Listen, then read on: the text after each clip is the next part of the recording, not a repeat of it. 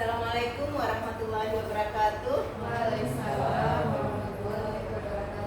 Alhamdulillah, alhamdulillahirabbil alamin. Wassalatu wassalamu ala asyrafil anbiya'i wal mursalin wa ala alihi washabbihi ajmain. Alhamdulillah, puji dan syukur pada Allah Subhanahu wa taala. Salawat dan salam kepada Nabi Muhammad sallallahu alaihi wasallam. Yang saya hormati Bapak Kepala Sekolah SLB Negeri Bina Bangsa, kemudian Bapak Ibu Wakil Kepala SLB, dan yang saya banggakan Bapak Ibu Guru SLB Negeri Bina Bangsa dan para TNI. Baik, apa kabar semua Bapak Ibu? Alhamdulillah. Semangat tidak? Oke, alhamdulillah ya. Terima kasih atas kehadirannya pada kegiatan kita hari ini, yaitu diseminasi aksi nyata.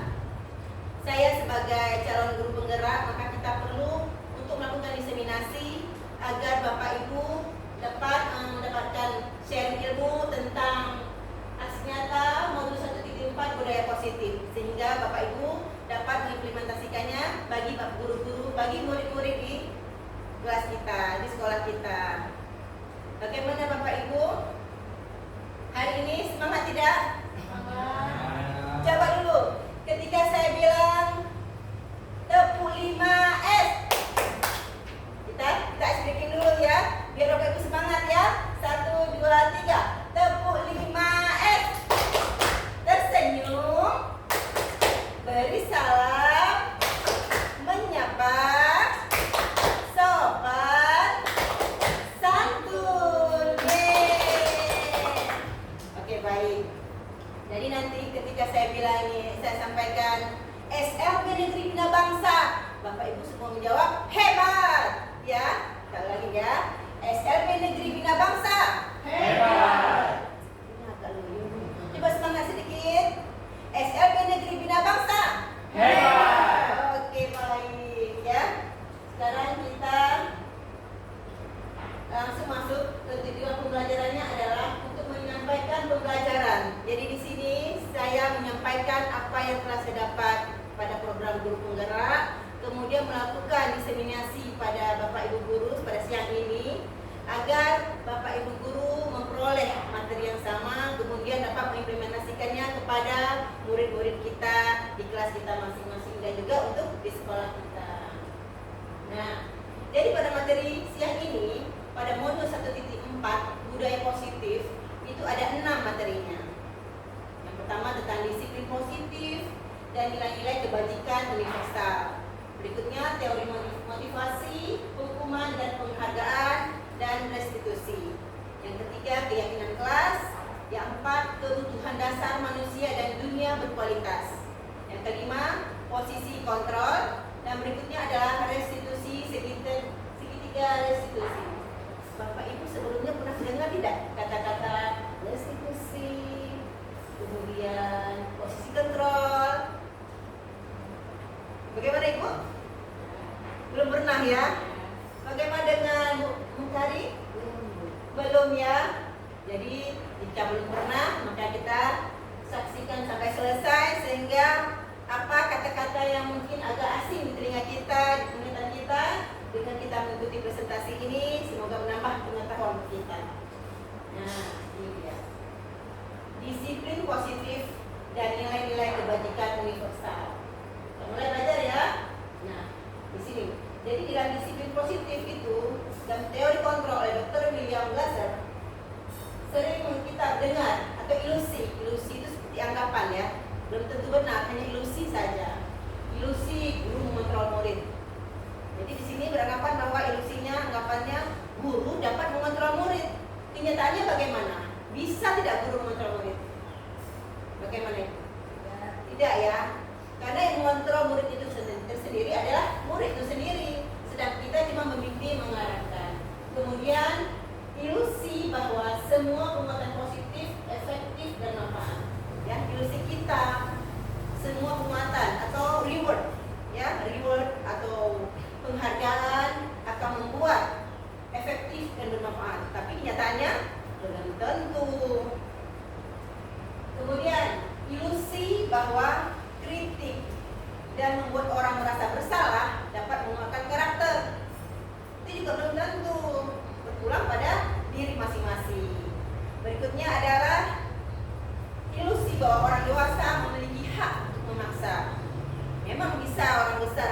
sudah besar dan bisa memaksa. Namun kenyataannya belum tentu juga. Walaupun dipaksa, jika murid tidak mau, maka tidak akan dilaksanakannya. Itu merupakan ilusi ya.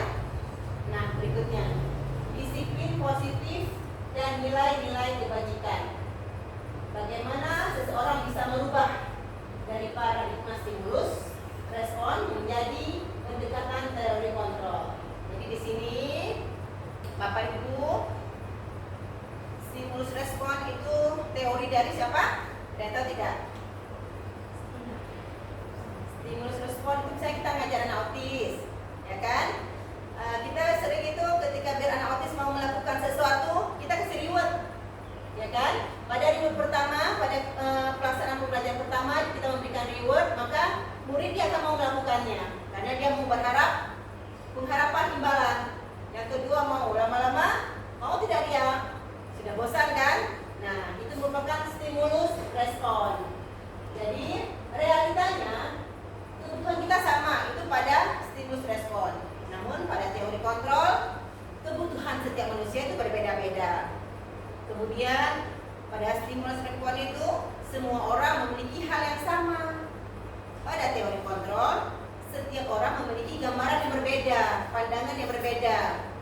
Pada stimulus respon kita mencoba mengubah orang agar berpandangan sama dengan kita.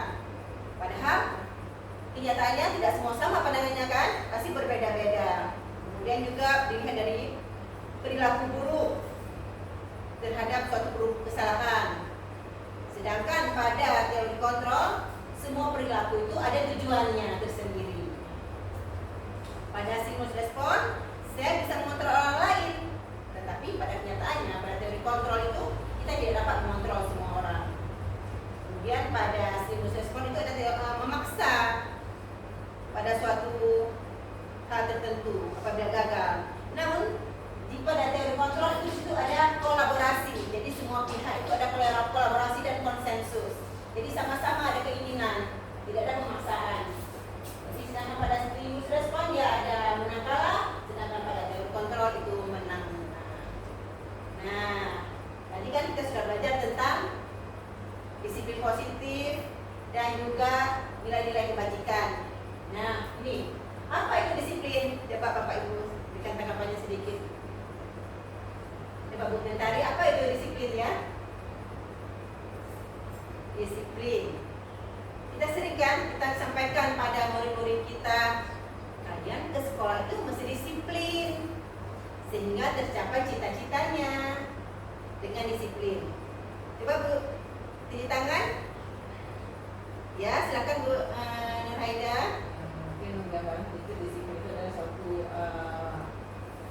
keinginan diri untuk mengikuti peraturan yang sudah dibuat bersama.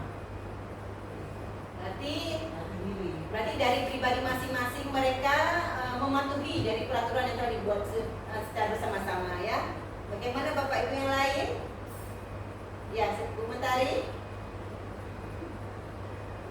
Jadi disiplin itu bagus sekali ya. Berarti di situ memang keinginan masing-masing untuk mematuhi peraturan yang telah dibuat bersama. Nah, oke, silakan Bu Mentari mau sampaikan. Disiplin itu merupakan sikap atau perasaan untuk berlaku patuh suatu peraturan. Berarti di sini disiplin menurut Bu Mentari sikap atau perasaan ya, dari sikapnya, kemudian perasaannya untuk patuh terhadap suatu peraturan. Iya, bagus sekali ya. Nah, kita lihat ini dia. Coba perhatikan Bapak Ibu. Jadi disiplin positif menurut Ki Hajar Dewantara, di mana ada kemerdekaan, disitulah harus ada disiplin yang kuat. Jadi di mana ada kemerdekaan? Kita semua guru merasa merdeka tidak? Merdeka tak kita mengajar? Merdeka ya. Murid-murid merdeka tidak belajar. Merdeka ya. Dengan murid-murid dan guru sama mereka untuk belajar, maka di situ sudah ada disiplin yang kuat. Sudah ada disiplin yang kuat.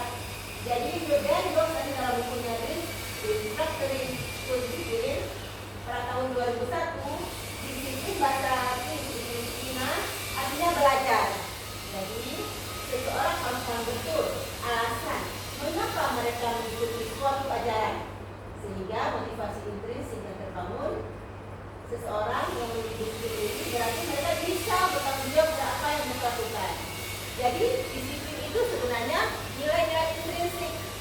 nilai-nilai dari diri sendiri, bukan dari eksternal. Ada nilai-nilai kebajikan. Nah, ini dia nilai-nilai kebajikan universal. Menurut Bapak Ibu, apa itu nilai-nilai kebajikan? Menurut Pak Jabat pernah tidak mendengar nilai kebajikan? Nilai-nilai kebaikan, boleh tidak? Silakan. Menurut saya nilai-nilai kebajikan itu suatu nilai positif, nilai kebaikan yang kita yakini kebersamaan semua warga bahwa itu adalah nilai positif yang kita yakini itu adalah nilai yang baik yang bermanfaat bagi semua orang. Berarti nilai-nilai kebaikan. Seperti kejujuran, disiplin yang tadi kita sampaikan, sopan santun, gitu. Saling menghormati itu salah satu nilai-nilai kebaikan. Nilai-nilai kebaikan ya, nilai-nilai luhur. Oke, baik, benar sekali Bu Ida. Jadi nilai-nilai kebajikan universal berarti secara dunia itu sudah mengakui nilai-nilai kebaikan tersebut. Jadi di sini pada program penggerak ada 6 yang diambil sumbernya. Ada Demokrasi pada Pancasila, dari IPO Primary Years program, dan ada beberapa yang lain. Nilai-nilainya itu seperti beriman, bertakwa kepada Tuhan Yang Maha Esa, berakhlak mulia, mandiri, bernalar kritis, berkebinekaan global, gotong royong, dan kreatif. Ya, kemudian juga toleransi. Ini menurut prioritas program. Rasa hormat, integritas, mandiri. Ini merupakan nilai-nilai kebajikan. Nah, Bapak Ibu pernah di kelasnya ada tidak membuat nilai-nilai kebajikan? Mengimplementasikan nilai-nilai kebajikan. Contohnya apa ya Bapak Ibu? Dari menghormati, iya. Nah, di sini kita di kelas ada membuat tepuk 5S.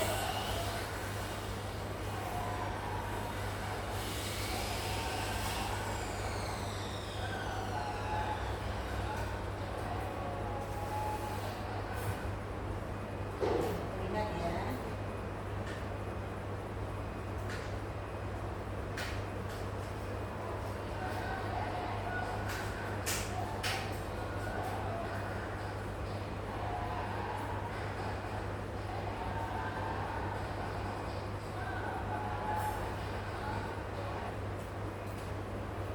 Nah, seperti kita laksanakan tadi, tepuk 5S. Ya, sama-sama dia. Ayo Bapak Ibu semua berdiri dulu. Berdiri. Ya, sama-sama ya. Saya ikuti di sini ya. Oke. Ingat. Ya. 1, 2, 3. Tepuk 5S. Tersenyum. Belum pasnya belum sesuai ya. Belum sesuai. Nggak mau masuk ke sini ya. Jadi masuk ke semua ada suaranya. Bentar. Oke. Tepuk 5S. Tersenyum. Beri salam. Menyapa. Sopan, santun. Ini ya, bisa dengar suaranya Bapak Ibu ya. Tersenyum, beri salam, menyapa, sopan, santun. Iya ya, setelah tepuk 5S ini juga merupakan bagian dari perilaku positif, ya kan?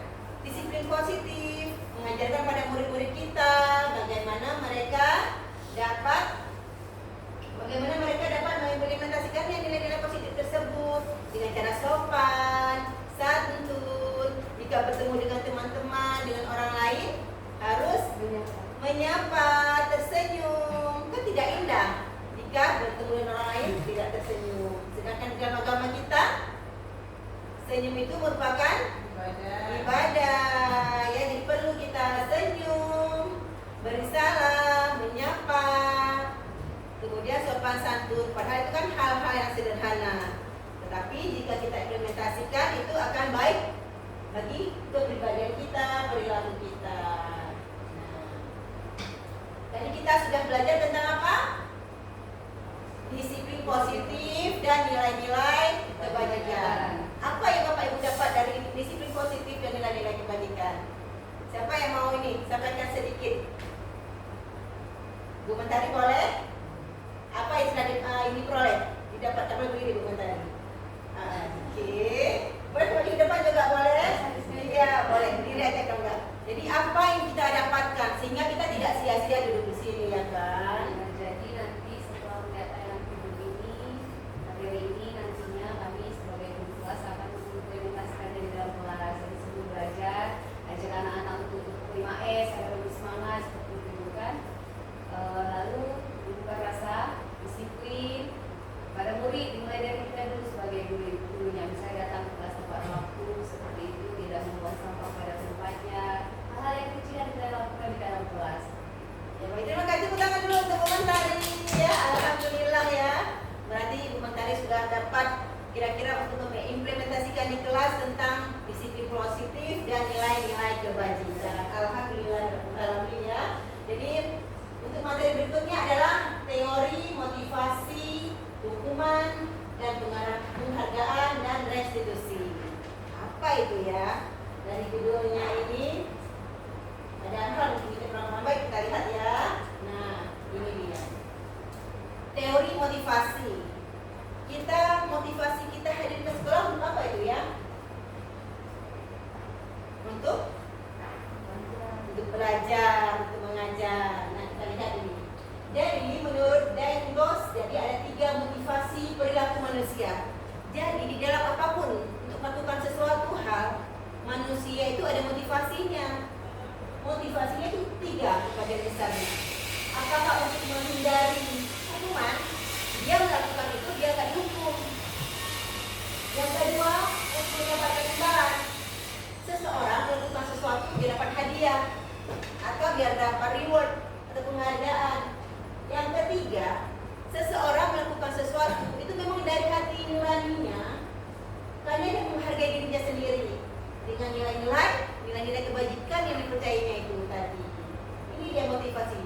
Apakah dia melakukan pergi ke pasar, atau dia pergi ke sekolah, apakah dia karena takut kena hukuman, atau karena dia ingin mendapatkan reward dari gurunya, mendapatkan pujian dari gurunya, atau karena ingin menghargai dirinya sendiri dengan nilai-nilai yang telah dipercayainya.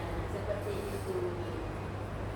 Jadi Bapak Ibu, di kelas kita, di kelas Bapak Ibu, motivasi manakah saat ini paling banyak mendasari perilaku murid-murid? Coba Bu Nasibah. Bu Nasibah di kelas nih, ya kan? Menurut pandangan Bu Nasibah, murid-murid Bu Nasibah tersebut datang ke sekolah atau mau belajar itu berdasarkan apa? Apakah karena takut hukuman? Atau karena mendapatkan pujian dari Bu Nasibah, sehingga dia kan senang mendapat pujian?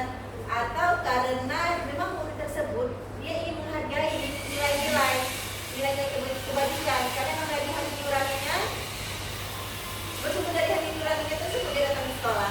Jadi bagaimana tanggapan Bu Nasibah terhadap murid-murid Bu Nasibah?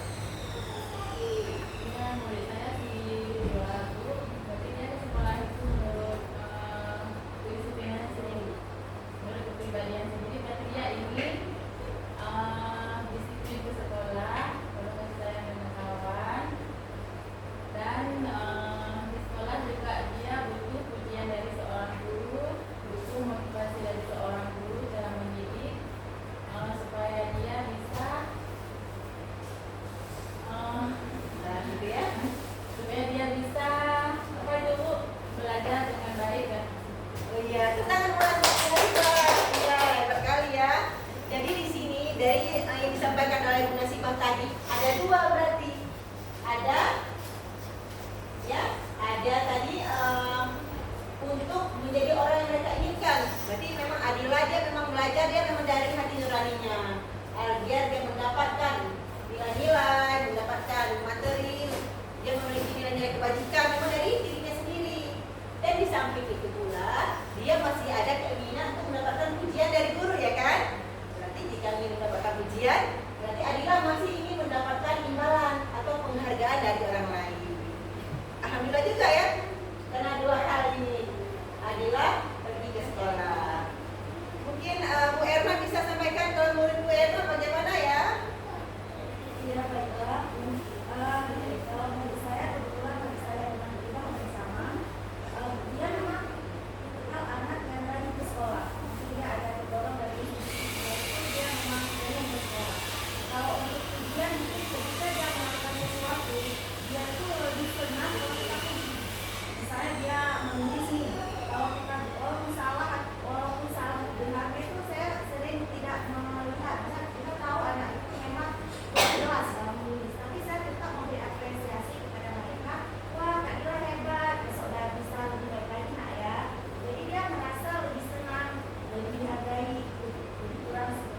Baik, terima kasih tentang Bu Erna. Alhamdulillah ya. Berarti Bu Erna juga sudah masuk pada ini dia untuk mendapatkan imbalan atau penghargaan dari orang lain. Karena Adila dia masih mau dipuji ya. Jadi motivasi dia pergi sekolah karena ingin mendapatkan imbalan atau penghargaan dari orang lain ya. Itu sudah paham kita ya Bapak Ibu ya. Ada berapa tadi motivasi? Yang pertama untuk menghindari ketidaknyamanan. ya. Ya, yang kedua untuk mendapatkan imbalan. iya, yang ketiga menjadi orang yang mereka inginkan. iya, berarti memang diinginkan dari hati nuraninya. Seperti Pak Jabar memang betul-betul dari hati Pak Jabar sendiri, ya kan? Memang untuk mendapatkan nilai-nilai kebajikan itu tadi, ya kan? Nilai-nilai kebajikan yang ada pada profil pajak Pancasila atau yang ada pada yang IDO tadi, ya. Hebat sekali guru-guru SLB Bina Bangsa. Nah, ini dia apa perbedaan hukuman, penghargaan, restitusi. Jadi restitusi tadi itu yang menghargai diri sendiri, ya. Jadi di sini kalau hukuman itu sesuatu yang menyakitkan harus terjadi. Misalnya terlambat, dihukum tidak? Dihukum kan? Kemudian tidak nyaman untuk murid. Ya kan jika dia terlambat datang masih dia, aduh pasti bapak itu marah nanti. Ya kan tidak nyaman dia. Kemudian ada korbannya, pasti murid jadi korban karena dia terlambat. Berikutnya perilakunya pasif agresif, jadi meningkat. Kemudian sistem tidak akan berjalan bila murid tidak takut. Memang harus ada takutnya biar sistemnya berjalan. Kemudian berlaku hanya sebuah institusi, tidak berlanjut pada kehidupan nyata. Ya, peraturannya kamu harus. Memang di situ nanti murid masa terpaksa dia. Itu merupakan hukuman. Kemudian pada disiplin konsekuensi atau restitusi, jika konsekuensi sesuatu harus terjadi, sudah terjadi. Kemudian tidak nyaman untuk murid, tapi dalam jangka pendek. Di sini juga korban bisa diabaikan.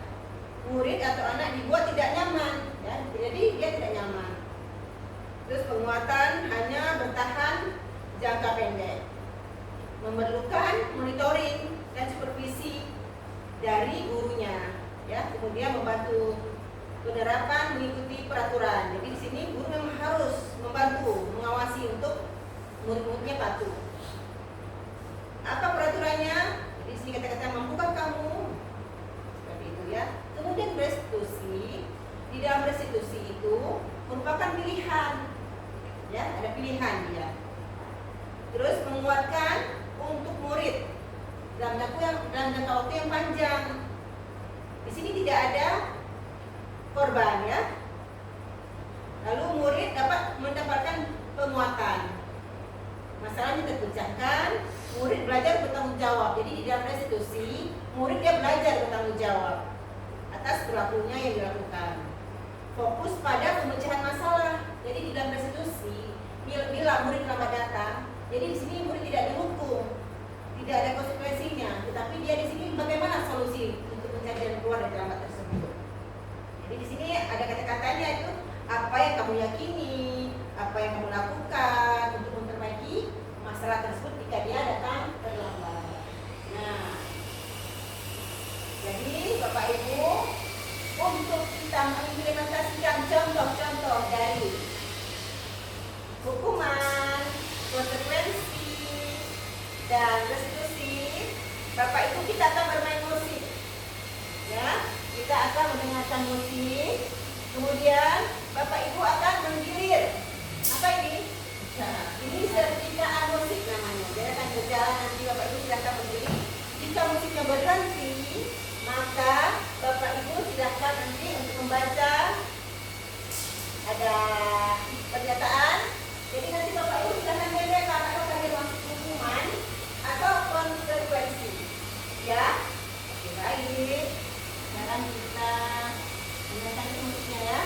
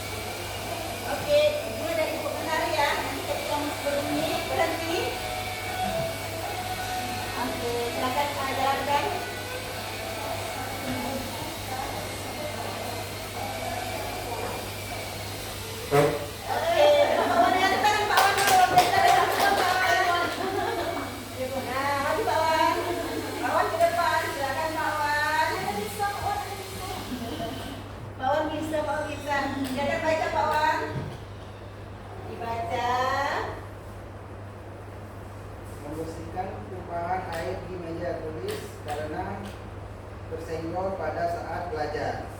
Nah, muridnya tuh tiba-tiba tersenggol nih, tumpah airnya. Setelah tumpah, dia mengelap, membersihkan. Itu termasuk pada hukuman atau konsekuensi? Kira-kira menurut Pak Wan? Konsekuensi. Ya, silakan ditempel Pak Wan. Ini ada itunya, iya. Oke, tepuk tangan Pak Wan. Ya, konsekuensi menurut Pak Wan konsekuensi. Lanjut ya. Mana sudah? Ke sana Pak. Bentar. Oke. Bentar lagi. Oke, sama di depan. Oke, ya. Nah, silakan Wida baca. Berdiri di depan kelas sambil mengangkat kaki satu karena tidak bisa menjawab pertanyaan. Ada murid nih, ya kan? Guru disuruh menjawab pertanyaan, tetapi dia tidak bisa menjawab. Lalu guru meminta untuk berdiri satu kaki. Bagaimana menurut Wida? Itu masuk pada konsekuensi atau hukuman? Hukuman. Iya, oke. Baik. Sekarang kita lanjut lagi ya. Masih ada 4 soal lagi. Siap-siap ya Bapak Ibu. Oke, betul.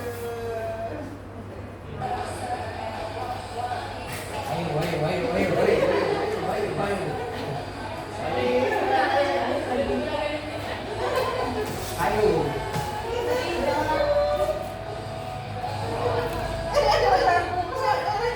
Oke, siapa yang sekarang? Siapa? Pak Wan sudah tadi. Berarti Putri silakan Putri volunteernya. Ayo, ayo, ayo, ayo Putri. Volunteer kita. Nah, ini kita ada soal. Silakan. Oke, silakan.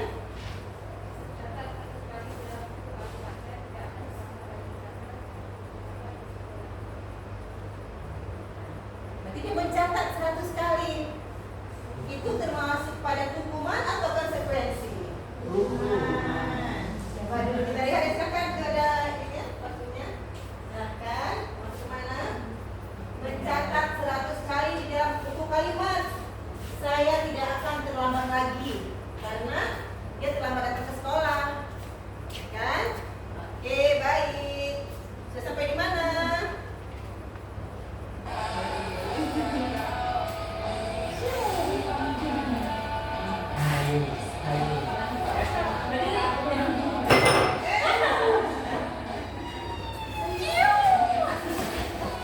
Oke, asik sekali ya. Apalagi lagi 17 Agustus kita mendengar lagu bendera, seru sekali ya. Oke, silakan. Hilang 10 menit jam istirahat untuk mengerjakan tugas karena terlambat datang dan tertinggal. Pelajaran 10 menit. Masuk batu. Hukuman atau konsekuensi? Tugas konsekuensi. Di atas waktunya Pak. Itu atas ada. Oh iya Pak. Iya. Mana dia? Di mana? Konsekuensi atau hukuman? Konsekuensi. Ya, menurut Pak Jabar jawabannya adalah konsekuensi, ya. Oke, tidak Bapak catat dulu setiap jawaban, nanti kita baru sama-sama kita bahas, ya. Oke, lanjut, masih 2 soal lagi.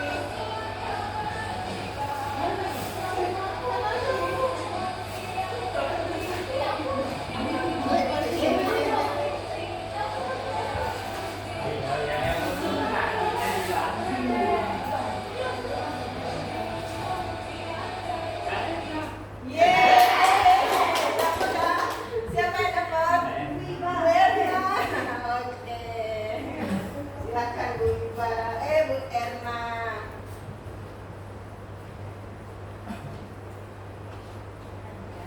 Apa ini ya? Murid diminta bertelanjang kaki sepanjang hari karena tidak menggunakan sepatu warna hitam sesuai peraturan sekolah.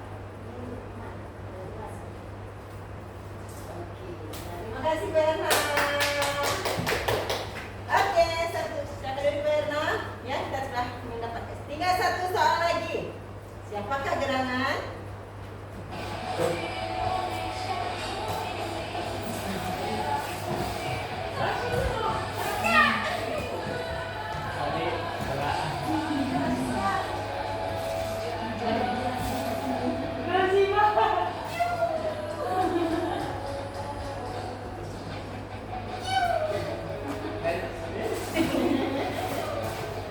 Tadi enggak.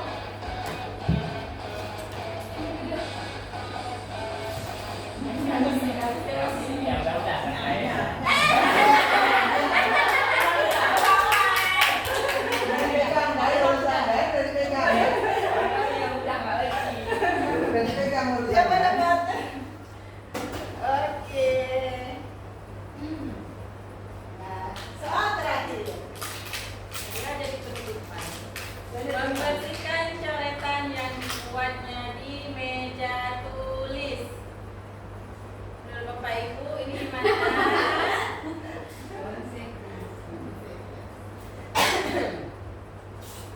Ya. Apa pilihannya?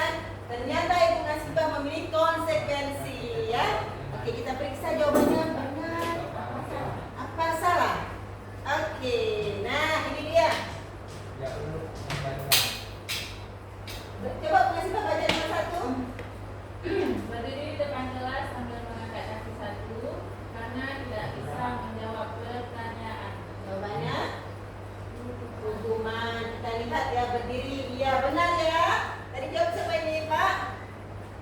Pak Iwan, ya tepuk tangan Pak Iwan. Alhamdulillah ya sudah dapat memahami tentang konsekuensi dan hukuman. Berikutnya nomor 2, membersihkan tumpahan air di meja tulis karena tersenggol pada sang belajar. Jadi ya kan, murid dia lewat tersenggol, kemudian dia membersihkannya. Berarti ini konsekuensi ya. Kita lihat. Iya benar sekali ya. Alhamdulillah. Berikutnya, kehilangan 10 menit jam istirahat untuk mengerjakan tugas karena terlambat datang dan tertinggal pelajaran 10 menit. Jadi dia tertinggal pelajaran 10 menit karena dia terlambat. Ini masuk pada konsekuensi. Kita lihat. Iya, alhamdulillah ya, benar ya. Oke, sudah hebat Bapak Ibu. Mencatat 100 kali di dalam buku kalimat. Saya tidak akan terlambat lagi karena dia terlambat. Ini merupakan konsekuensi, bukan hukuman ya. Karena dia memang dia terlambat. Jadi dia konsekuensi. Jadi kita ubah ya kemarin ya. Konsekuensi. Jadi tidak apa-apa. Berarti kita sudah paham di sini kan. Kita dengan kita salah. Jadi kita sudah berarti belajar. Sudah paham. Nah, ini lagi. Membersihkan coretan yang dibuatnya di meja tulis. Konsekuensi. Kita lihat. Iya benar sekali. Ya, benar sekali. Ya, siapa yang buat Pak Jabar ya? Oh, Bu Nasibah. Hebat sekali Bu Nasibah. Terakhir, murid diminta berjalan kaki sepanjang hari karena tidak menggunakan sepatu warna hitam sesuai peraturan. Ya, oke, hebat sekali ya, tepuk tangan kita semua. Alhamdulillah ya, kita sudah paham mengenai konsekuensi dan hukuman.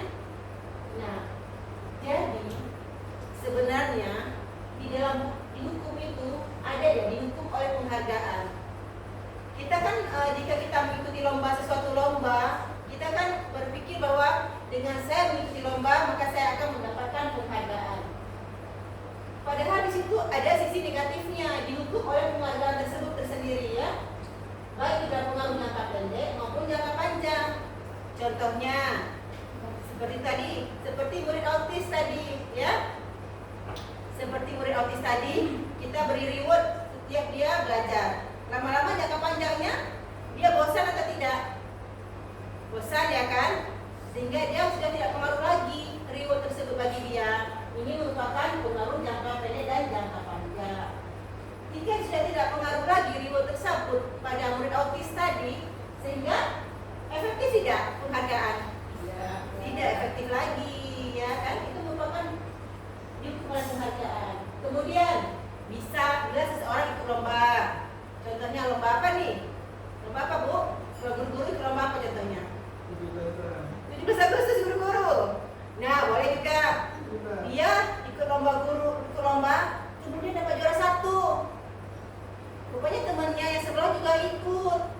tidak dapat juara.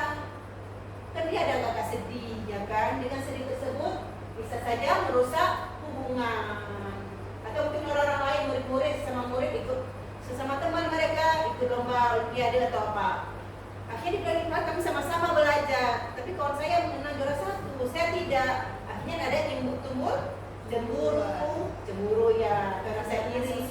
Iya, sehingga merusak hubungan. Itu merupakan pengaruh dari oleh penghargaan. Berikutnya lagi mengurangi ketepatan. Bisa jadi juga ya kan? Kemudian menurunkan kualitas, mematikan kreativitas. Karena dia sudah memberikan yang terbaik selalu, akhirnya dia sudah tidak sanggup lagi berpikir, sehingga akan mematikan kreativitas. Nah, berikutnya adalah penghargaan menghukum. Berikutnya motivasi dari dalam diri atau intrinsik. Nah, tadi kita sudah belajar apa? Poin yang kedua tadi, motivasi, hukuman, konsekuensi, dan restitusi. Sama tidak antara hukuman, konsekuensi, restitusi? Sama? Beda ya, beda. Namun juga beda. Tadi motivasi ada 3. Apa saja motivasi? Yang pertama, seseorang melakukan sesuatu kan ada 3 motivasinya. Mestinya tidak ya? Ya, dia melakukan sesuatu karena takut hukuman, karena takut ketidaknyamanan. Yang kedua, iya, hebat sekali ya, ingin mendapatkan penghargaan. Yang ketiga, karena dari diri sendiri ingin menerapkan nilai-nilai kebajikan ya. Nah, kita sudah 2. Sekarang yang ketiga, keyakinan kelas. Apa itu keyakinan kelas? Pernah dengar tidak Bapak itu keyakinan kelas? Nasiba pernah dengar keyakinan kelas? Apa ya keyakinan kelas? Kalau Bu Mentari apa keyakinan kelas? Berarti kelasnya yakin gitu ya? Apa keyakinan kelas? Kesepakatan bersama antara murid dan guru melakukan sesuatu kesepakatan yang diyakini dan dipatuhi. Oke, tepuk tangan untuk Bu Erna ya. Alhamdulillah Ibu Erna dia sudah.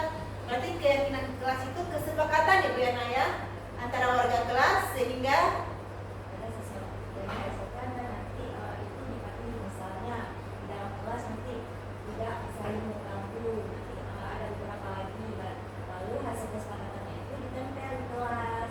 iya, mantap sekali Bu Erna ya. Alhamdulillah berarti Bu Erna sudah memahami tentang keyakinan kelas. Ini dia. Jadi keyakinan kelas itu merupakan seperti yang Bu Erna sampaikan tadi. Jadi kesepakatan antara guru dan murid-murid, mereka membuat suatu apa nilai-nilai kebajikan. Kemudian setelah disampaikan oleh guru-guru, murid-murid, seluruh warga kelas, lalu guru mencatat, bisa mencatatnya langsung papan tulis atau pada kertas besar ya, karton apapun yang lain atau di post-it. Kemudian dipilih media ya, warga sekolah atau murid-murid bercurah pendapat tentang peraturan yang perlu disepakati. Jadi mereka semua mencurahkan pendapat tentang peraturan di kelas mereka bagaimana ya disepakati. Kemudian mencatat semua masukan-masukan tersebut. Kemudian menyusun keyakinan kelas sesuai prosedur pembentukan keyakinan kelas untuk sekolah. Kemudian dari kata-kata yang negatif dirubah ke kata-kata yang positif. Kemudian menemukan nilai-nilai kebajikan atau keyakinan yang dituju dari peraturan tersebut. Keyakinan kelas berjumlah antara 3 atau 7 itu menurut kesepakatan ya. Kemudian meninjau kembali dan menyetujuinya dengan menandatangani keyakinan kelas tersebut. Lalu ditempelkan di tempat yang mudah dilihat semua warga kelas. Ini merupakan prosedur pembentukan keyakinan kelas. Ini dia. Jadi di kelas saya sudah membuat keyakinan kelas. Kita lihat ya keyakinan kelasnya.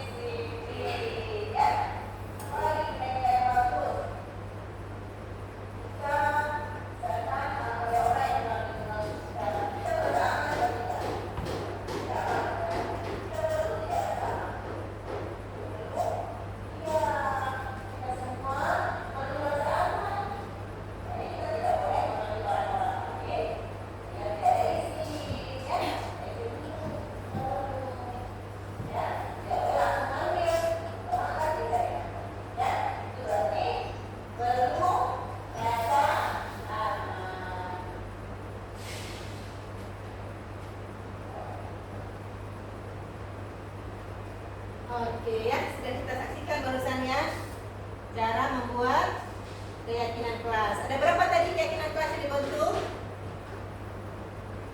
Ada 3 ya. Nah ini dia hasil keyakinan kelas 7C. Yang pertama berhubungan dengan menghormati orang lain. Jadi setiap anggota kelas perlu menghormati orang lain. Yang kedua, setiap anggota kelas perlu disiplin. Yang ketiga, setiap anggota kelas perlu rasa aman. Jadi itu yang diperlukan oleh kelas 7C.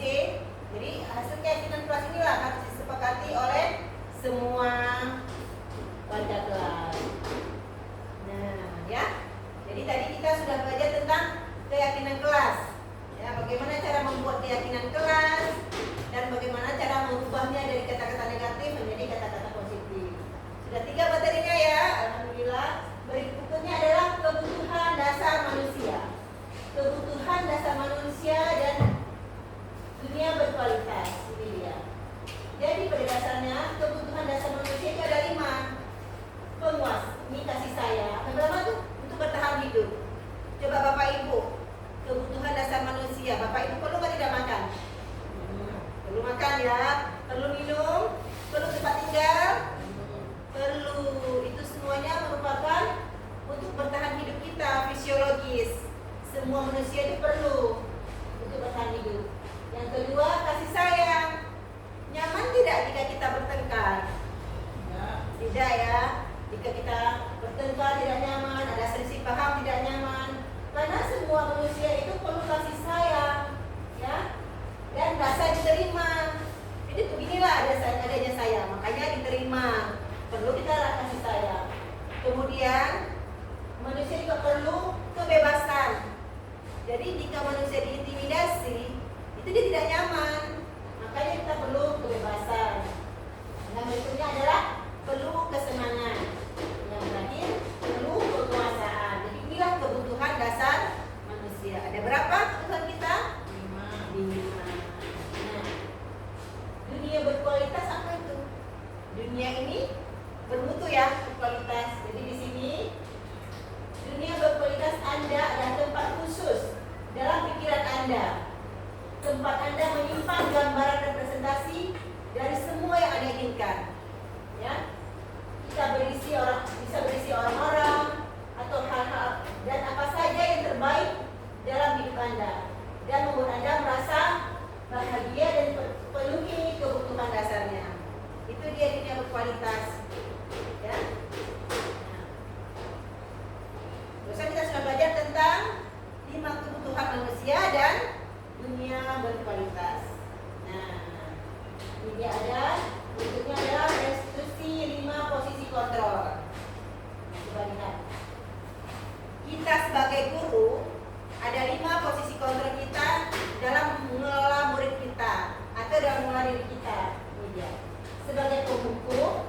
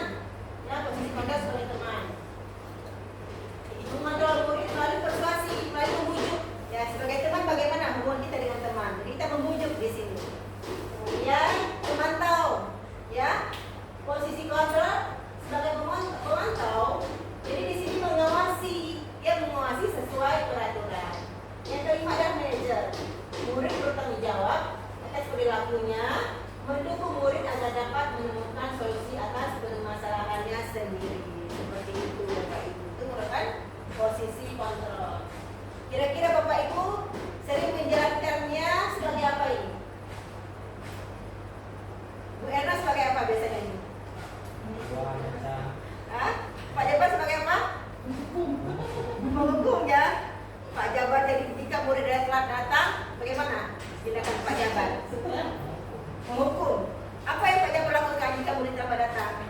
Pertama memberi teguran Teguran, 1, 2, 3 kali baru memberikan sanksi. sanksinya Bisa jadi memanggil orang tua apa sebab siswa anaknya kenapa bisa terlambat sering jadi jika terlambat. yang pertama apa tuh memberi surat teguran? Pertama seorang teguran. Nah, yang tadi orang tua tidak respon. Yang kedua tidak.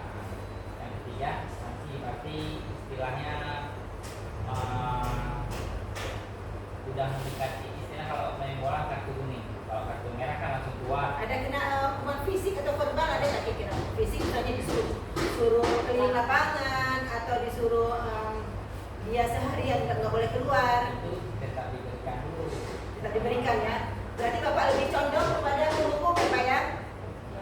Kalau Bu Erna bagaimana Bu Erna? Bu Erna dia nggak mau pas setuju di tanpa jawaban. Bu Erna dia nggak mau jadi penghukum dia Bu Erna.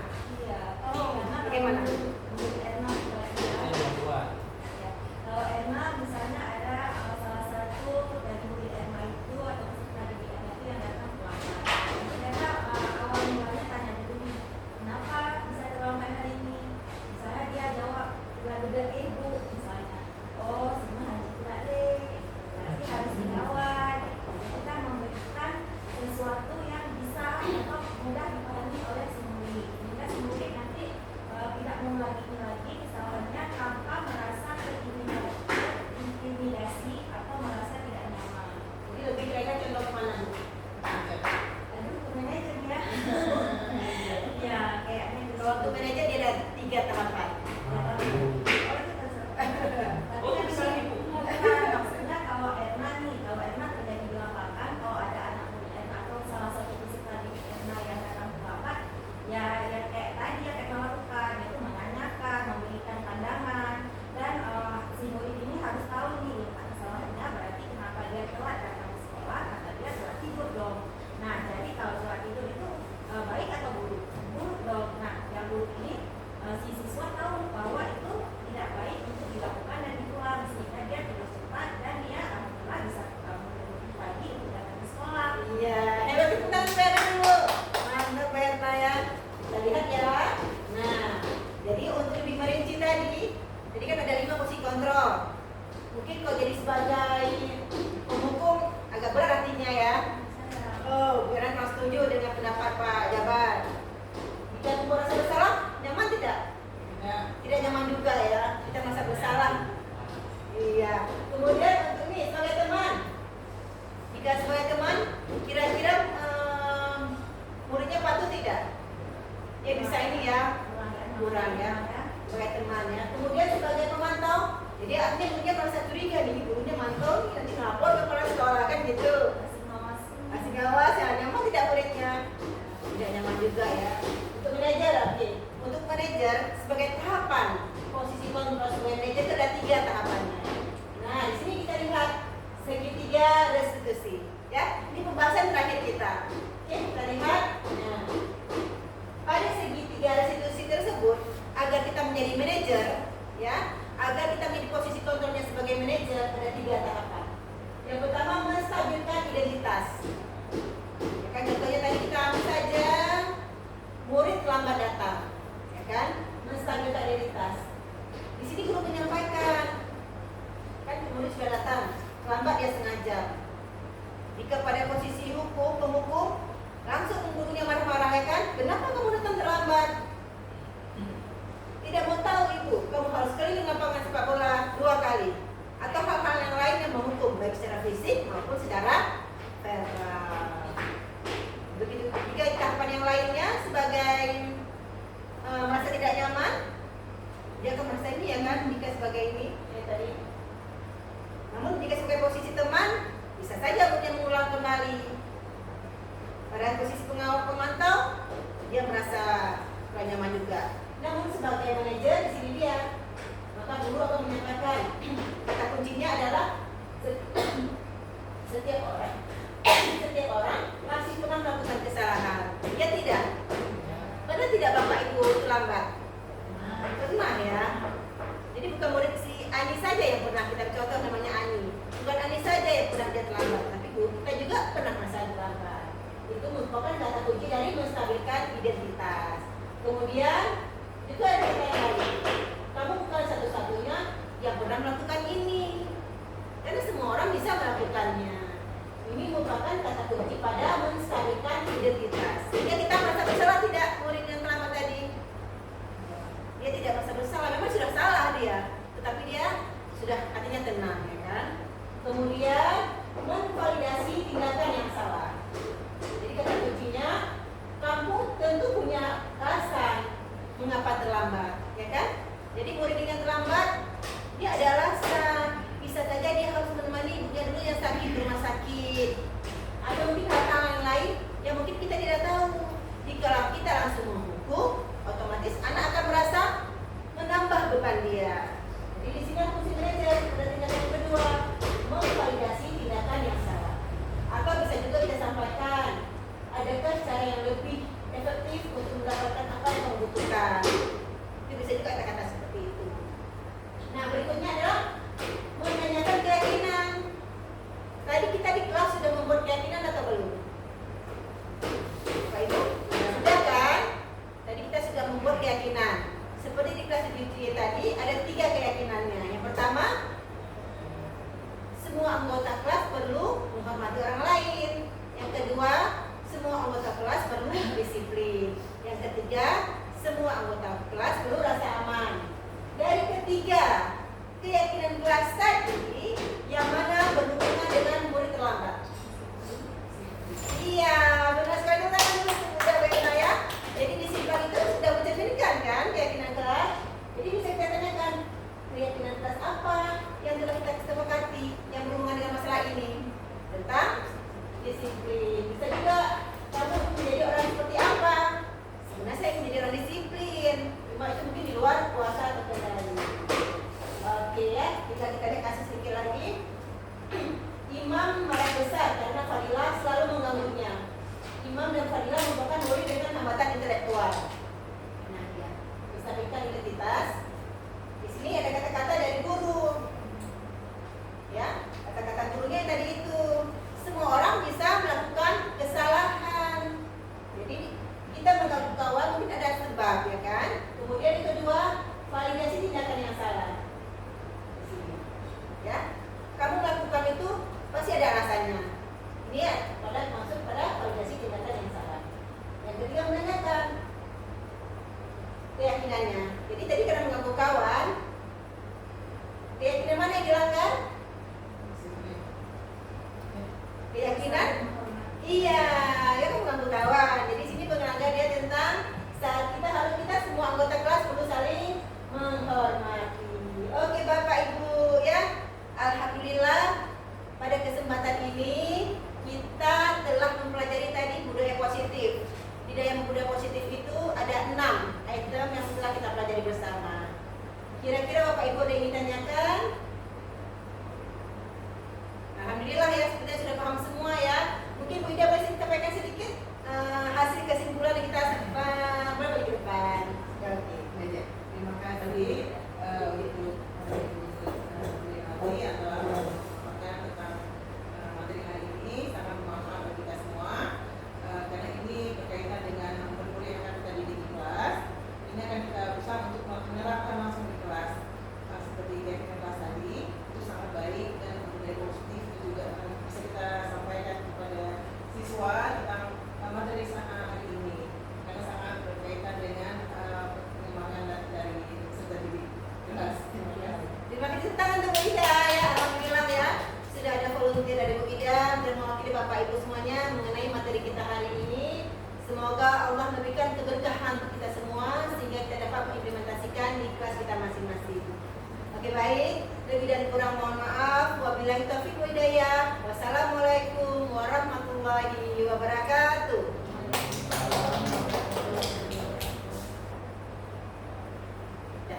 Oke, jadi itulah tadi ya tentang materi yang kita pelajari mengenai budaya positif. Budaya positif itu sangat penting memang untuk kita implementasikan di kelas kita, untuk sehari-hari kita. Di samping itu, sebenarnya budaya positif itu juga perlu untuk diri kita sendiri. Demikian Bapak Ibu.